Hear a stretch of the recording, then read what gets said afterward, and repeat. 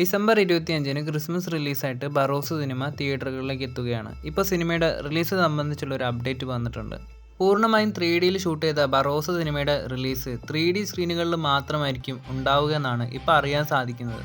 2D സ്ക്രീനുകളിൽ ഈ ഒരു സിനിമയുടെ പ്രദർശനം ഉണ്ടാവില്ല. ഒരു നല്ല തിയേറ്ററിക്കൽ എക്സ്പീരിയൻസിന് വേണ്ടിയിട്ടാണ് ഇത്തരത്തിലൊരു തീരുമാനത്തിലേക്ക് സിനിമയുടെ ടീം എത്തിയെന്നാണ് അറിയാൻ സാധിക്കുന്നത്. പാലക്കാട് ബറോസ് സിനിമയുടെ ഒരു പ്രൊമോ ഷൂട്ട് നടന്നത് നമ്മൾ അറിഞ്ഞതാണ്. എന്തായാലും ഉടനെ ആ ഒരു പ്രൊമോ വീഡിയോയും പുറത്തു വരും. ബറോസ് സിനിമയ്ക്ക് പല സ്ഥലങ്ങളിലും ഫാൻ ഷോ ഒക്കെ വെക്കുന്നത് കാണുന്നുണ്ട്. മാസ് ആക്ഷൻ പടങ്ങൾക്കാണ് കൂടുതലായിട്ട് ഫാൻ ഷോ വെക്കാറുള്ളത്. ബറോസ് അങ്ങനെയുള്ള തരത്തിലുള്ളൊരു സിനിമയല്ലല്ലോ. എന്തുകൊണ്ടാണ് ഈ ഒരു ഫാൻ ഷോ വെക്കുന്നതെന്ന് ഒരു പിടുത്തവുമില്ല.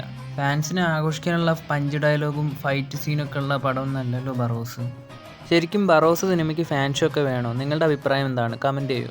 MMN പ്രൊജക്റ്റിൻ്റെ ഒരു സിനോപ്സിസ് ഇപ്പോൾ സോഷ്യൽ മീഡിയയിൽ പ്രചരിക്കുന്നുണ്ട്. അതെന്താണെന്ന് നമുക്ക് നോക്കാം. ഒരു മുതിർന്ന പോലീസ് ഉദ്യോഗസ്ഥൻ, ഒരു മാഫിയ ഡോൺ, ഒരു കള്ളൻ, ഒരു ഫോറൻസിക് ഡോക്ടർ സംഘം പസിൽ കൊലപാതകങ്ങൾ പരിഹരിക്കാൻ പ്രതികാരത്താൽ നയിക്കപ്പെടുന്ന മാരകമായ ഗൂഢാലോചന പുറത്തു കൊണ്ടുവരാൻ മാത്രം മറഞ്ഞിരിക്കുന്ന വ്യക്തിത്വങ്ങളും ഉദ്ദേശങ്ങളും വെളിപ്പെടുത്തുമ്പോൾ കാര്യങ്ങൾ നാടകീയമായ വഴിത്തിരിവിലേക്ക് മാറുന്നു. അവരുടെ ദുർബലമായ സഖ്യം തകർക്കുമെന്ന് ഭീഷണിപ്പെടുത്തുന്നു.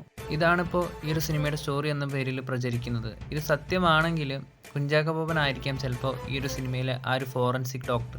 നമുക്ക് ഈ ഒരു സിനിമയിൽ ആ ഒരു പോലീസ് ഓഫീസറായിട്ടും ലാലേട്ടൻ മാഫിയ ഡോണും അതുപോലെ കള്ളനായിട്ട് ഫഹദ് ഫാസിലും ആവാനാണ് ചാൻസ്. എന്തായാലും ഈ ഒരു 4 കഥാപാത്രങ്ങളായിരിക്കും ഈ ഒരു സിനിമയിൽ പ്രധാനപ്പെട്ട ക്യാരക്ടേഴ്സ് എന്നാണ് ഈ ഒരു സിനോപ്സിസ് വായിക്കുമ്പോൾ മനസ്സിലാവുന്നത്.